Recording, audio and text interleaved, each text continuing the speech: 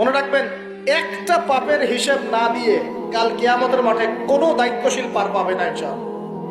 কোনো দায়িত্বশীল না।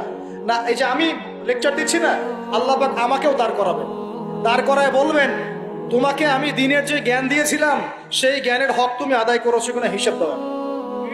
এই যে বড় বড় মুফাসসিরে কোরআন, মুফতি, মুহাদ্দিস বসাচ্ছেন, পাংখা দিয়ে বাতাস করছেন, হ্যাঁ, চা খাওয়াচ্ছেন, কফি খাওয়াচ্ছেন, এক একজনকে আল্লাহ পাক দাঁড় করাবেন, বলবেন কোরআন সুন্নাহর যে আমানত দিয়েছিলাম সে আমানতের সাথে কতটুকু তুমি হক আদায় করেছো হিসাব না দিয়ে পার পাবে না তুমি।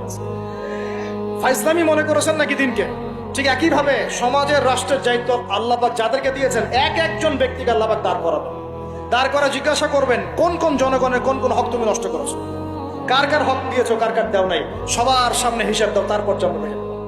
এত সহজ না, এত সহজ না। দুনিয়ার জীবনের প্রতিটা কাজের হিসাব আল্লাহর কাছে দিতে হবেই হবে, এটা গ্যারান্টি।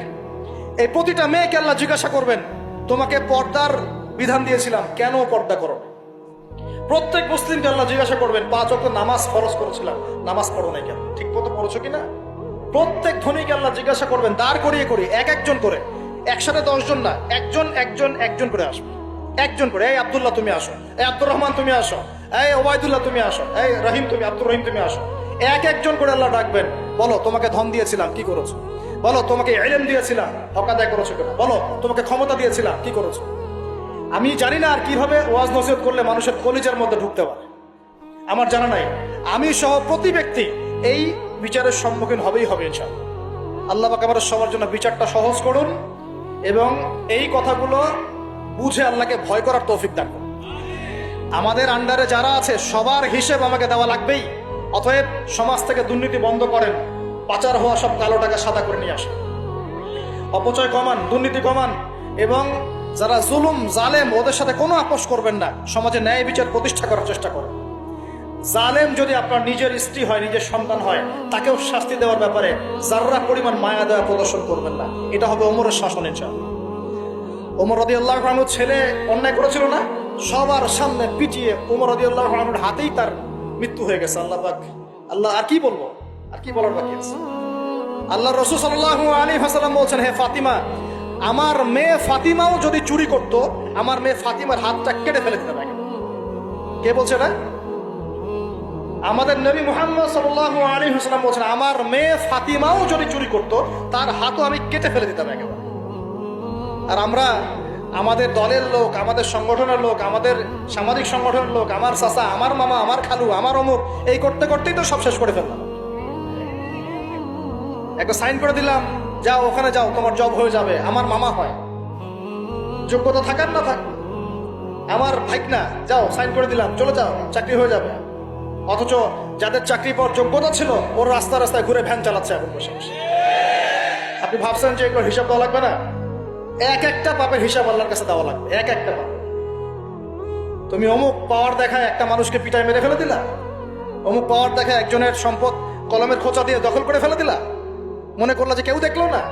খালি নিঃশ্বাসটা বন্ধ হোক, কবরে যাও, আল্লাহ দেখাবে তোমাকে। খালি কবরে যাও, মুনকার আর নেকির যখন আসবে, চোখগুলো হবে নীল রঙের চোখ, ভয়ঙ্কর। কেমন চোখ ভাই? নীল রঙের ভয়ঙ্কর চোখ। আমি বলি একটা হাদিস, কোন একজন নবী আল্লাহকে বলেছিলেন যে আল্লাহ, আমি মারা যাওয়া কোনো মানুষকে দেখতে চাই, সে কেমন আছে। এটা শুনেন ভালো করে হাদিসটা, মারা যাওয়া কোনো মানুষকে আমি দেখতে চাই, সে কেমন আছে। আল্লাহ পাক সেই নবীর আরজি কবুল করলেন, বললেন আচ্ছা ঠিক আছে, দেখাচ্ছি। কবরের সামনে গিয়ে দাঁড়ালেন। 1000 বা 2000 বছর আগের কোন ব্যক্তি যে মারা গেছে, তাকে কবর থেকে চিন্তা করো, নবী দেখছেন, এবং সে ভয় থরথর করে কাঁপছে, এখনো ভয় থরথর করে কাঁপছে। নবীজি, আমাদের নবী নন, অন্য কোন নবী, তিনি, সেই নবী বলছেন যে তুমি ভয় কাঁপছো কেন? তুমি কত বছর আগে ইন্তেকাল করেছো, কি তোমার হালচাল বলো আমাকে। সেই ব্যক্তি বলছে, আমি আজকে থেকে 1000 বা 1500 বছর আগে মারা গেছি। আমি ভয়ে কাঁপছি। যখন আমি মারা যাচ্ছিলাম, মালাকুল মউত যে আকৃতি নিয়ে আমার সামনে এসেছিল, ওই আকৃতি আমি এখনো ভুলতে পারি না, তাই দেখে আমি থরথর করে কাঁপছি।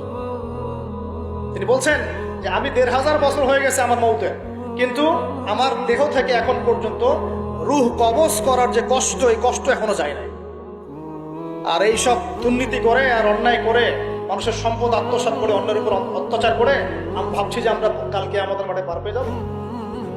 খালি কবরে যাও তারপর বুঝবো। আল্লাহ রাব্বুল আলামিন আমাদের সবাইকে হৃদয়ের চোখটা খোলার তৌফিক দান করুন, হৃদয়ের কান দিয়ে কথাগুলো শোনার তৌফিক দান করুন, এবং আমাদের সবার কলব, মৃত কলব জীবিত করার তৌফিক আল্লাহ দান করুন।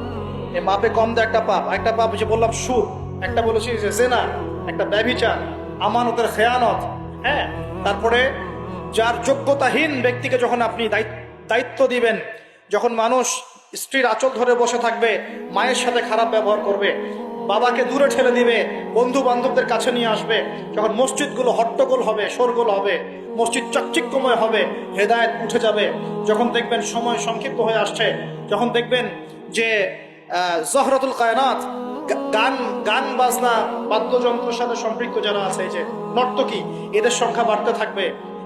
ইউজাফু আলা রুউসিহিম বিল মাআজিফ, মানুষের কানের পাশে বাদ্যযন্ত্র বাজবে।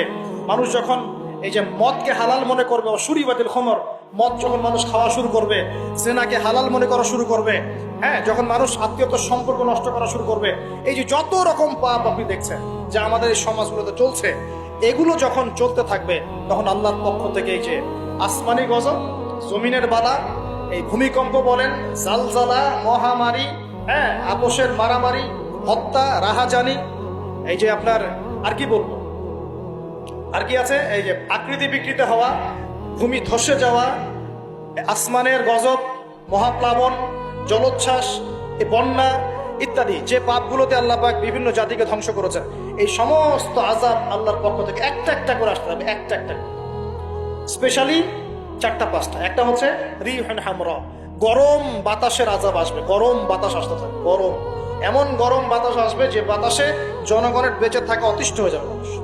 2 নম্বর আসবে জালজালা, এমন ভূমিকম্প, সানাওয়াতু জালাজিল, ভূমিকম্পের বছরগুলো, একটা দুইটা না, বছরগুলো একটার পর একটা আসতে থাকবে। আর কি আসবে, খসফন, মানে জমিন ভিতরে ধসে যাবে, নিচে নেমে যাবে। আর মাসখান, মানুষের আকৃতি পরিবর্তন হয়ে যাবে। আর কাযফান, আকাশ থেকে পাথরের বৃষ্টি বর্ষণ করা হবে।